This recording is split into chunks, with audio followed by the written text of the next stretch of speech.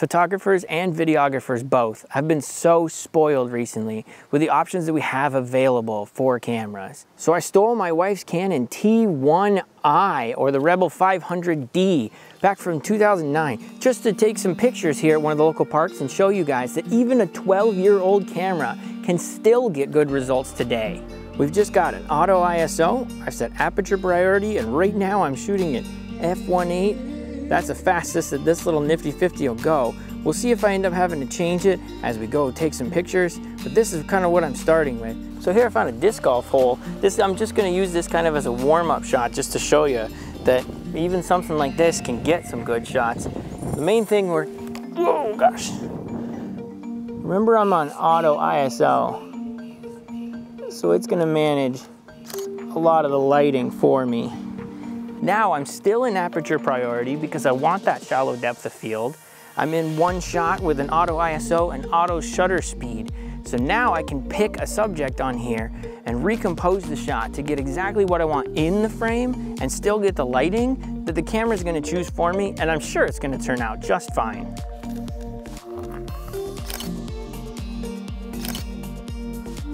I think what I'm seeing is even with an f1.8, what's happening is the shutter speed is changing so low down that I'm getting some blur that's not a depth of field look, that's just blurry. So I'm gonna try to move to somewhere a little brighter now. This picture is the type of situation where shooting in automatic may not work for you. I know that I want the ISO at 100 to stay low. I'm shooting on a 50mm lens, so I really want my shutter speed to be twice that. So 1/100th of a second. And then what I'm gonna do is start taking the shot and use my aperture, my f-stop, to get the lighting the way that I want it.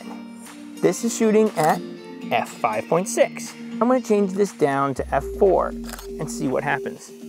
See how much more light we get in here? It's always easier to darken a picture than it is to brighten it up. So shooting at f4 is good. I think that's actually working out for me, but I'm gonna try both directions one step. Let's go down to f3.5. And that's what f3.5 looks like. It looks a little too bright to me. So I'll go the other direction and go f4.5. And f4.5 is giving me more the look that I want with the right brightness, but also giving me a good depth of field still. So I think I'm happy with that.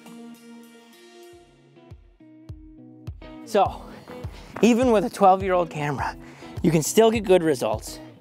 Whoa, I'm dizzy. You can still get good shots out of it. Just take some pictures and have fun doing it.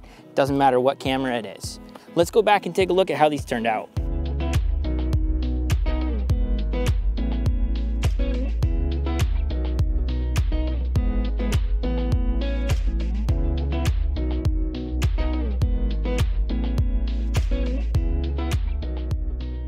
Also, because I know somebody's gonna ask, this is what the video looks like coming out of the T1i. It's a lot more difficult to use than other cameras when it comes to vlogging or something where you're trying to film yourself, because the screen on there is fixed completely. There's no tilting, no flipping, nothing. I had to stick an external monitor on the top just to be able to figure out whether or not I'm actually in focus. And if I'm out of focus, good luck changing it because it's so far away on a 50mm lens, I can't even reach it. So yes, this is 12 years old and I can still film myself and it looks good. I mean, it looks fine. Is it better than filming with one of the brand new iPhones? Probably not, but you're talking a massive difference in price between a brand new iPhone and one of these cameras. So I'm just trying to give you some sort of comparison of what this kind of camera for used under like $100 is gonna do in comparison to something better. Now let's go ahead and switch back to the 6D Mark II so we can take a look at what the video quality difference is gonna be. And now we're back on the 6D Mark II. There's two major changes between that camera and this one. Number one, this is a 40mm lens where that was a 50, so I can easily reach out and touch the lens. It's also a full frame camera versus the crop sensor. The APS-C crop is usually 1.6 on a Canon one. So not only is it a 50mm lens, but it actually looks more like on this camera, something, let me see, 75-ish millimeter lens, which is super zoomed in if you ask me. You stick that same lens on this and it's gonna be a lot closer.